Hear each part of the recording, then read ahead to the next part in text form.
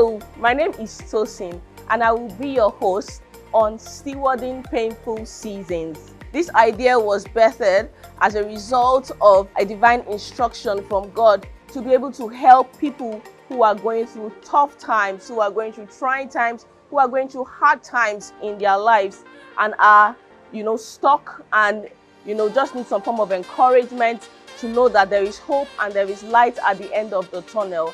So I will be hosting a couple of people who will be sharing their experiences, who will be sharing their tough times. I mean, they will be going no holds barred and how they were able to come out of it. And I believe and I pray that as you listen to their stories, that you would be encouraged, knowing that you are not alone on this journey. If you are willing to share your story and share your experiences, feel free to send an email to the email address showing on your screen with your name, with your phone number, and a brief of your story, and we will get back to you. Stay tuned.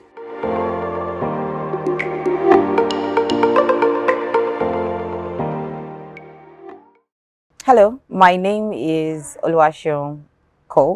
I'm in the HR space and I also do aircraft maintenance and control. And I'm here to share my story. I hope it inspires you. Stay tuned. Hello everyone, thank you so much for joining us on this episode of Stewarding Painful Seasons. Before I call my guest to join me, I'd just like to talk briefly about my book, Finding Purpose in Pain. You can get it on Amazon, on Seller. The link will be on the screen so that you can, order either the soft copy, Kindle, or the hard copy. So let's just get right into it. I have a guest here in the studio with me. She will share her name and of course her story, and I am so positive that you will be inspired by her story. So, My name is Seun Ayadeji Cole. Yeah. Okay, so tell us what it was like growing up before we go into the. Okay, I think growing up for me was, I wouldn't say fun. It was just in between. I grew up in Abuja, and pretty much I was, the people that they call Omogets inside. Oh, right. Yeah. So pretty much that was growing up for me. From Abuja, I went to a boarding house. From boarding house to the university. Pretty much a straightforward life, a normal life. I will put it that way. See. Okay, so let's just get right into it because Okay. we have a little time. So, like we always do here, you're supposed to share your story Okay. of that phase in your life where was really a trying time for you. Okay. And just very really trying time. So just share. Okay. I would say that a trying time for me in my life was when I had to lose my limb. Okay, your limb. Yes, like my leg, as a result of a traumatic amputation in the medical sense, but in layman terms. So I had an accident on my way to work, and I lost my limb. So that was 2017. Okay, so prior to the day before, I had just gotten a job. So I'd finished NYC.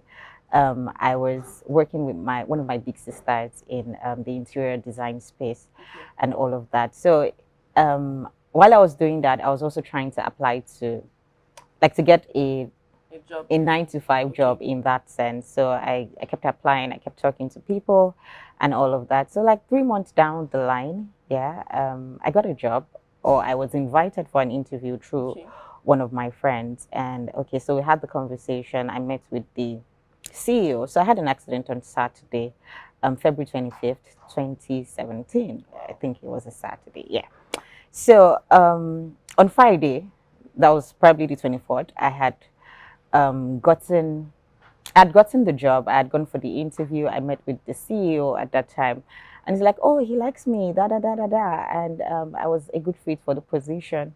And I should resume. So I had started work that day, that Friday. And there was something I needed to go and complete. I think I was supposed to send something through the HR and all of that at that time.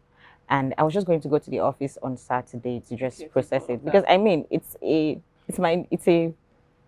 new job. Yeah. I didn't want to say I don't I work want to on wait till Saturdays or Monday. let me just wait till Monday. So I just wanted to like okay, maybe it's not going to be a consistent thing, maybe like a one-time thing.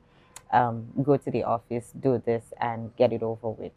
So I had left the house. So before I left the house, actually, when I was having my bath, I was really happy because I mean, Just got a I job. just I mean, really. it's something to be joyful about. So I was in the bathroom, and I'm one of those bathroom singers. If you hear me singing, oh my god! Like everyone else.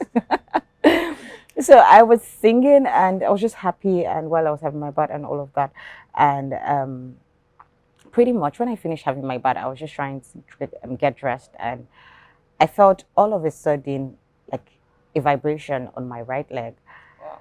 for like lasted for like 5 minutes if I can remember correctly. And I was wondering what's going on? What's this? You know, as per and let me put it this way, as like a normal Christian or like a Christian would do, will be I covered with the blood of Jesus. I took anointing or I Did all of that. did all of these things. And even if I didn't have an understanding or a thorough understanding of what was going on, I just said, okay, fine, let me even say a word of prayer. And just because it was weird, it was really weird. That was the first and the last time I had experienced something like that, and it was weird. So I shoved it like, okay, whatever it is, I think I will be fine and all of that.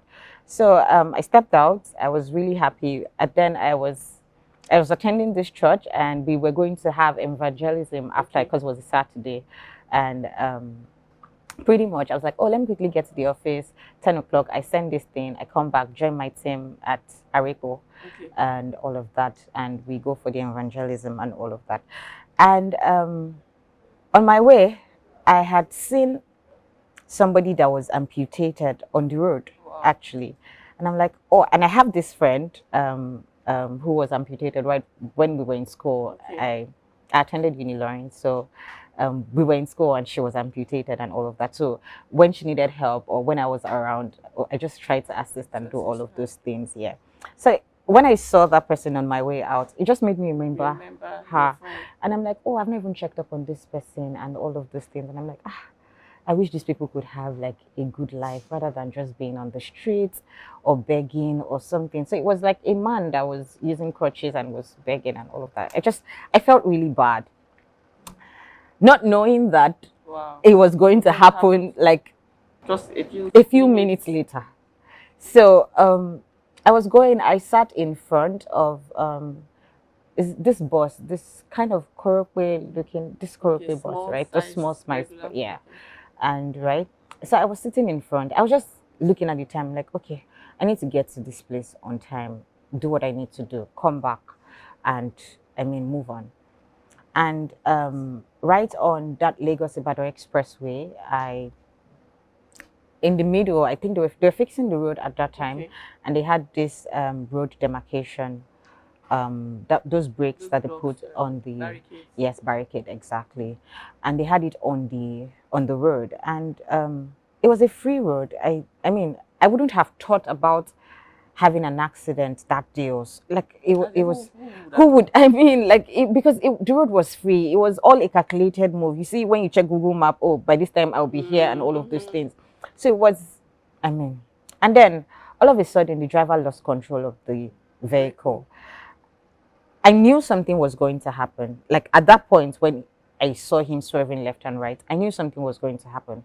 I knew I was going to get out safe, but I didn't know to what extent in that, because I was conscious while it was happening, and I can't remember what I said, or at that point I knew I was conscious. And well, so he kept swerving left and right. I could hear the noise of people behind, and hey, Jesus, Yoruba people and how we exclaim and all of that. I could hear all of those, and all of a sudden he swerved to the right. Yeah, this is right where I was seated, and he used the vehicle to hit one of the barricades. Right, so that stopped the car. Right, so at that point everything was normal. Like, okay, we're not going left and right anymore. And the first thing that came to my head was, okay, you need to quickly get down, so that in case there is like a fire or something, like just leave, Sha, and all of that. And okay, so I was like, okay, I need to leave. Like, I don't know, like my brain was telling me I need to leave. And I'm like, okay, let me stand up, let me do this. People behind were already getting down and all of those things. So I found myself on the floor at the time I was thinking, but I didn't know I was on the floor yet and all of that. So I was like, okay, fine, let me get up, let me just quickly leave, because something can happen and you don't want to be caught in between and all of that. So I wanted to stand up. I couldn't stand up. I'm like, okay, what's going on? I didn't even know that anything had happened. So from behind, I just heard one woman say, ah, someone here to gay. Hey, God. And I was like, yeah, you're standing. So it came to me like, someone wants to gay and you're still standing there. Go and help the person. And so when I heard that, I just wanted to quickly stand up. Tanya, no, let me go and help the person. And I realized that, okay, what's going on? I relaxed first. I said, it's not me. That I knew I was going to get out, and I was going to get out of this. I'm like, it's not me. So when you shut out from, like, people are around you, but you're just in yourself. You just shut out, and I'm like, no, it's not me. It's not me. So I wanted to stand up again, and I couldn't stand up. And I looked down, I couldn't find my leg, and I'm like, okay, what's going on? So I was beginning to see blood and then flesh and all of those things. And I'm like, this is not my leg. This is not me. Were you in pain? All this? Or the pain I had not felt any pain yet. I was still trying to deny the fact that this had not happened, right? And I was like, okay, let me stand up again. Let me just stand up from this place and move on with my life. And I couldn't stand up. And I looked. I couldn't find my leg. My other leg was injured. I couldn't stand. I could see blood. I could see the fluids. My flesh was. So it was an instant amputation. I couldn't. I don't know. It was, and I'm like, okay. And the first thing, to be very honest, that came to my mind was, God, why didn't you just take me? Because how do I want to leave? How do I want to leave?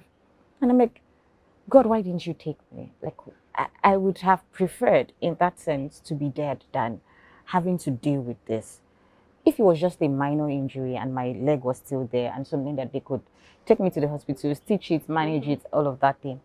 But this one, it was gone. Like, it was gone. The way you even narrated the story, the experience, it doesn't seem like a terrible accident. No, it wasn't. Because it wasn't. So I think because I was sitting in front, I had more impact. And the driver used my side to stop the car from going left and right. So just to stop the accident and all of that. And I'm like, okay. At that point, people, we Nigerians, everybody started shouting, yay, this, that. Somebody had to stop. So one of the people on the road stopped. It was a female. I can't even remember her. So she removed her scarf from her head and tied the remaining part of my leg, so that I was losing blood already and all of that. And I was beginning to feel dizzy and all of those things. So and then they had to look for somebody else who would take me to the hospital and all of that. And from that moment, I would say I began to enjoy God's help. Because on Lagos-Ibadan Expressway, if you know that place very well, it's not a place people would stop for you like that. Even when there is an accident, it's not a place people would just stop. So at that point, another guy stopped and he was going towards Lagos. So they just begged him and he's like, oh, no problem at all. He put me at the back of his seat and he was taking me to this Lagos State emergency at Bega side, around that side. And while I was in the car, I was still conscious. I just picked up my phone and I said, let me call my mother. That, hey, whoa, me, David Shell, this is what has happened. And then I picked up the phone and I'm like, Mommy, please meet me at Lagos Emergency unit and all of that. I just had You were even still so strong. I just had an accident. Yeah, I was trying to be strong, and I'll get into that because of my mom. So, and the way I said it, I didn't want to panic so that she doesn't think it's something serious. I just told her that please come and meet me. The SME gay. The SME gay that I said like this. Oh my God. Imagine. I heard her scream over the. I just hung up that. You know what? I can't even deal with this right now. Let me just even get to the hospital. Let them see what is going on and all of that. So I got there. She had already started. She had called my dad. Oh yeah, let's be going. Kiniko buy session, Kiniko, and all of those things. So I was in the hospital. I was still trying to understand what was going on. That how am I supposed to live? I am somebody that had two legs. Today. Yesterday, I slept. I woke up with two legs. And then you're telling me that the next minute I have to start devising new ways to live. I'm like, okay, no problem. We went to the hospital. They're like, oh, it's kind of becoming infected. They need to treat it, this, that, and all of that. I needed to be transferred to Ibobi because the way the leg got cut off, if they don't do it like a refashioning or something, I can't remember what the terms that they used, but if they don't like refashion it, something, so that it doesn't affect the knee. And I said, okay, no problem, just treat it and then give me all the things that I need to transfer to Igbobi at that point. And all so they were preparing all those things. I'd reached out to, I just dropped a message to my HOD. So I attended RCCG, City of David at Orimerimo. Yeah, so I'd reached out to my HOD that, sir, this is what has happened. I may not be able to join in and all of this. So I had to just tell like people that will be concerned for me at that point. And I reached out to a few of my friends that, oh guys, this has happened and all of that. So at that point, when I was lying down on the bed, I heard my mom come, like I knew they were around, and I could hear her scream from the entrance. I said, oh my God. Because it would have been a different thing if I was born, and contrary to popular opinion, I'm not born this way, so I had it as a result of an accident. And it was very recent. Yeah, so it would have been easier if I was born this way, and I would have lived the life growing up, adjusting to it, right? But even from her own perspective, she's like, okay, so what is she going to do?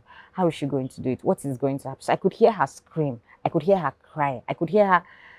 People that were, the nurses that were coming to meet me, like, she was rolling on the floor. And at that point, the only person that was going to be allowed to come see me was my dad. So he stepped in, and that was the first time I would actually see my dad shed a tear. And he's like, because I was on the bed already, they had, so I told you that I was affected on both legs. So they had already started treating the other one, and then the one that was already cut off, they had bandaged the remaining part of it and all of that. And he just looked at me and he's like I could see that.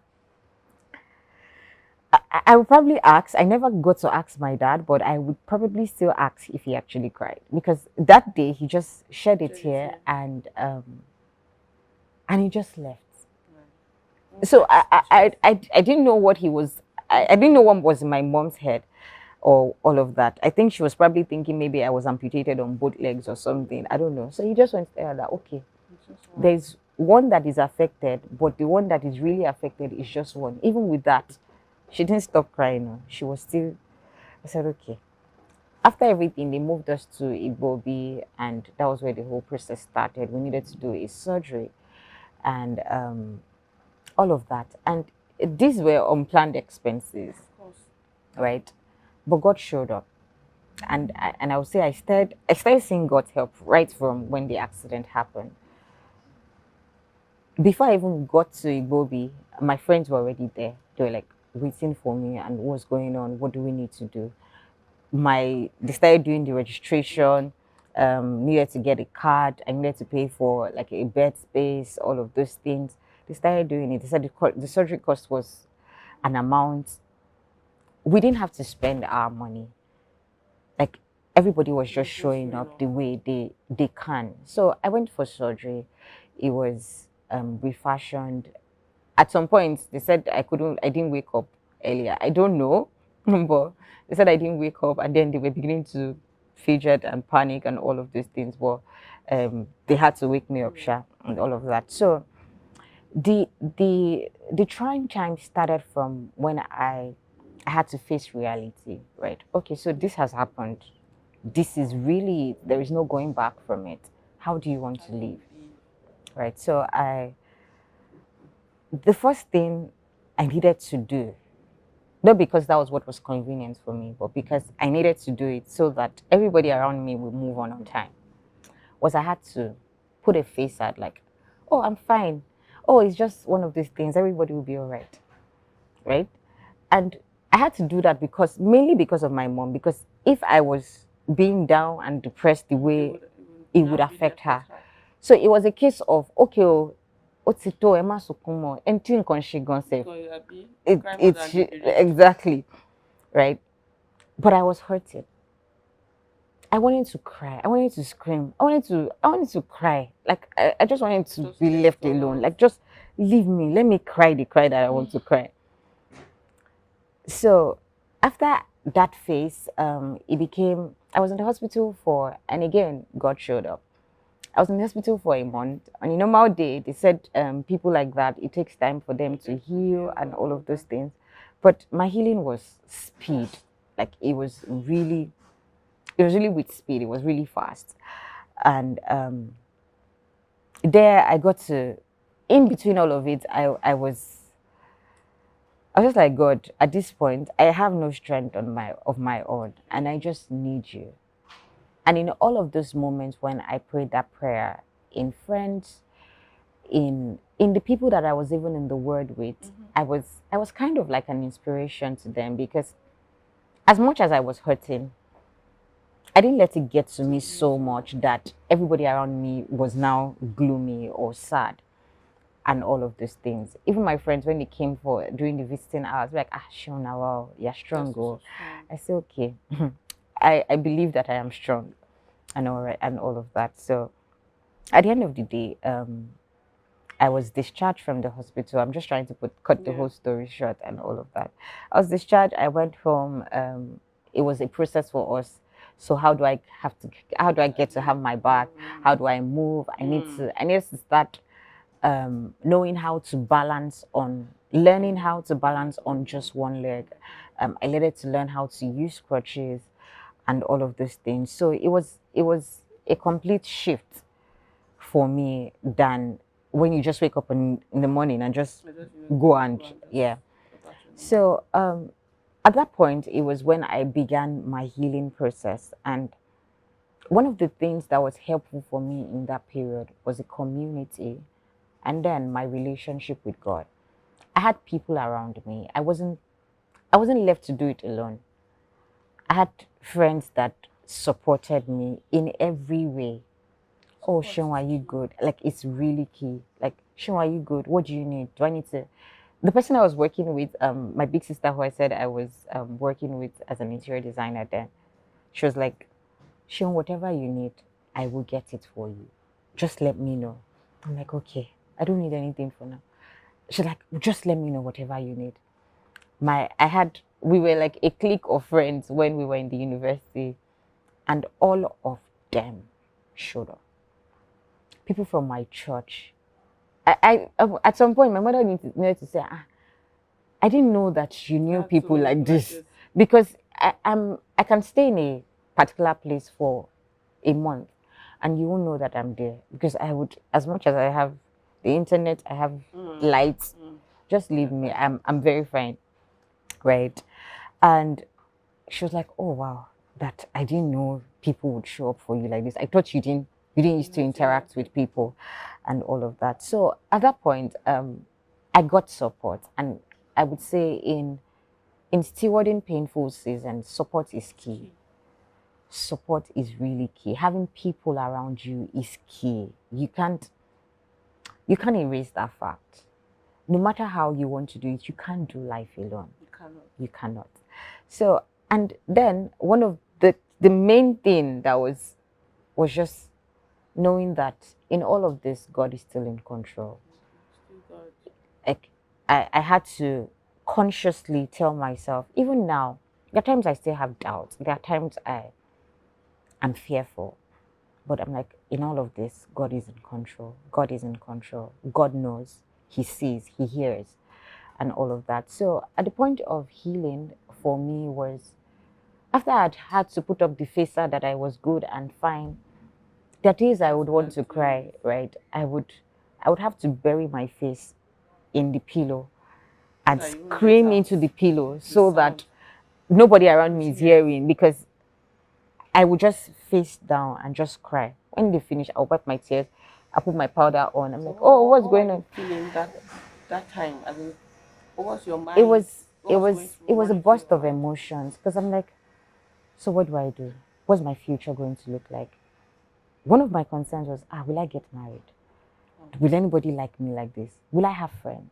I know I had friends, like, but the question was, would they be proud of me?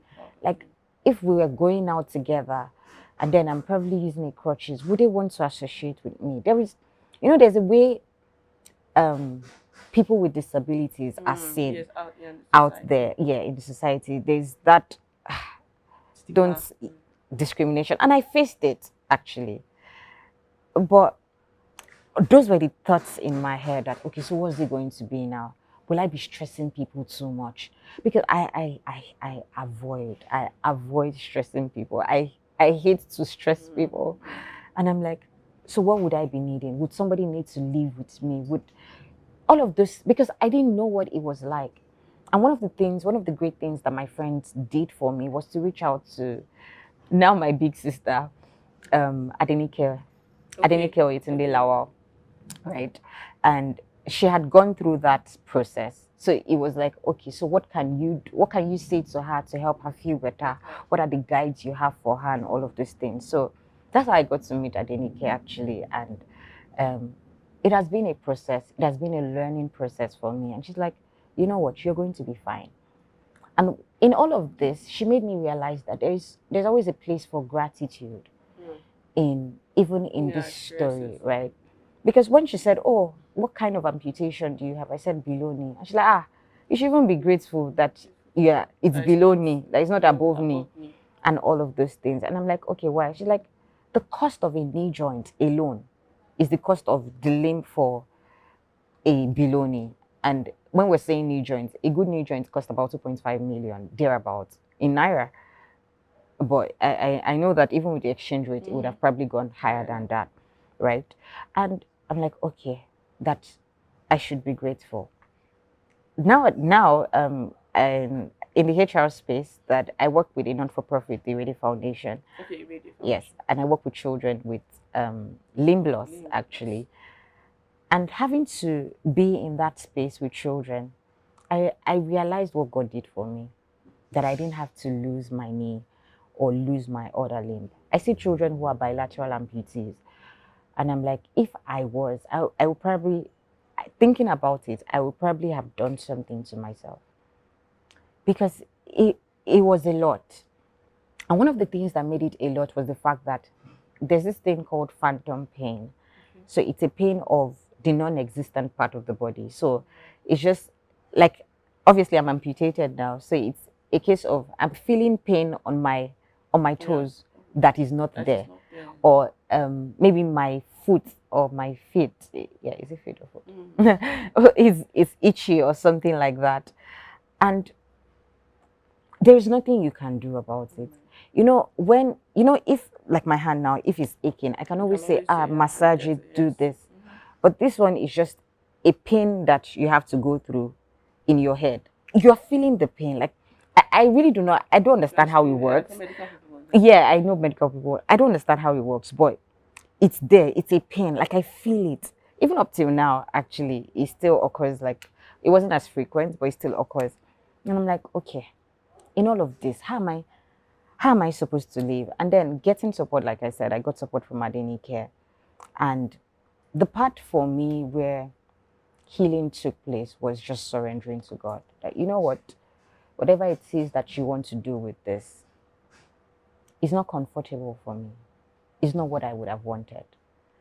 But I just yield myself to you. And it was a case of, even if it hurts, to God be the glory. Like, I know I'm hurting, but again, to God be the glory. So, I guess that's where the strength came from. yeah, So I think that's where, this is 5 years down the line. You yeah, said you're doing something with Irede Foundation yeah. now with kids. Of course, looking at past experience, what you've gone through is easier now to To yeah, find fulfillment in doing that. I do find fulfillment. I mean, if I was to categorize it in my life, I think that would be my flow of benevolence, flow of mercy, because having to work with children is really interesting, really, really interesting. And some of them are congenital, like they were born like that, and some of them was a result of An trauma accident. or bone setter mismanagement. So, you know, when people cannot go to the hospital, they take them to bone setters, and then there is the mismanagement, and then you now have to go back to the hospital. So we see a lot of cases like that.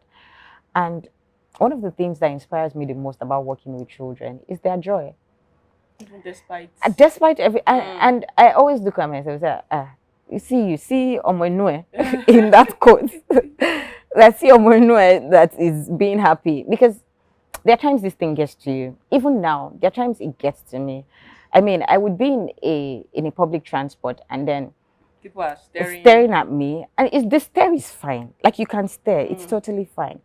But the fact that you now make it feel like I can't sit near her, me. Just like at some point, if I have the courage to, and if I see somebody do that again, I'll tell you it's not contagious. Like, you can't, if you sit down beside me, it's not like it's to transfer to you. But really, working with children is really fulfilling for me, and the kind of boss I work with makes it more fulfilling for me. I mean, she's an inspiration. She has a child that was born as a result, like, the person was born like, the child was born like that, which Like that. congenital, yeah. So I think it gives me joy to see that I am bettering the lives of people who cannot. The average cost of a limb for a child is about 1.2 to 1.5 million, right? And we're doing this so that they're able to live an independent life and go back to school and live like normal children would do. And it gives me joy. Seeing that I've experienced it and I know what they are going through, like, I can relate to their pain, it really gives me joy. wow. Now your story you have, I intentionally didn't want to hear your story so that I can feel it here and wow, that's all I can say. And really thank God for support. One of the things I tell people to pray about is gift of men. Yeah. As in Yeah. even present, even before you even start having Yeah. situation, even before you start going through situations, Yeah. gift of men, because they are the ones that will stay when things are When tough, when things exactly. are hard, and that was key for you. It was really That key. was key It for was you, really and key. of course you derived strength from God. God was your source, which helped you It really so helped. much. And really, truthfully speaking, there are a lot of people out there that have, maybe they had a plan. A lot of people, I have plans for the year. A lot of people have plans for the year, but Obviously. somehow maybe towards the middle of the year things are not Going going as as planned. planned, or I just want to give a word of encouragement to someone out there who probably had her life or his life planned out, and somehow through due to circumstances or situations that happened, it just looks like that, just like what happened to you. So more or less like you have to start learning how to live again, you know. So maybe just share something, a word of encouragement to someone out there. So one of the things I would say is, or one of my favorite verse is, "It is not of him that willeth, nor of him that runneth, but of God that showeth mercy." The entirety of life is God's mercy. The life itself is God's mercy, and we have plans. It's great to have plans. I mean, even God encourages us to have plans, Yes. right? But in having those plans, we also pray for mercy and grace to be able to execute those plans, because things would happen. Things would, good things, bad things, it would happen. But how you're able to navigate that season, and it's a learning process, and it's a, what I call a capacity building process for when things like that happen, because first, it increases your faith in God. And secondly, it builds tenacity in you. Yep. And when those things happen, or when something similar happen, you know that I've gone through this. God saved me. God delivered me. Exactly. So it's a case of, if you're going through anything, any season, any tough season, this God, this God, this God, just hold him like this. One of the prayers that I like to pray, or one of the things I say in my place of prayer is, I don't know how to do it. I don't know what to do. If you do not guide me, I don't know how to do it. If you leave me alone, I will fail. Like, those are the words I say literally to God, that if you leave me alone, I will fail.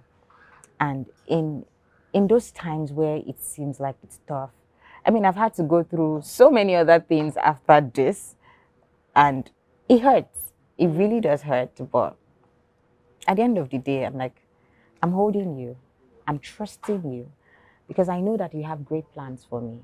And as I continue to hold you, or as I continue to walk with you on this journey, it will be well. All will be fine.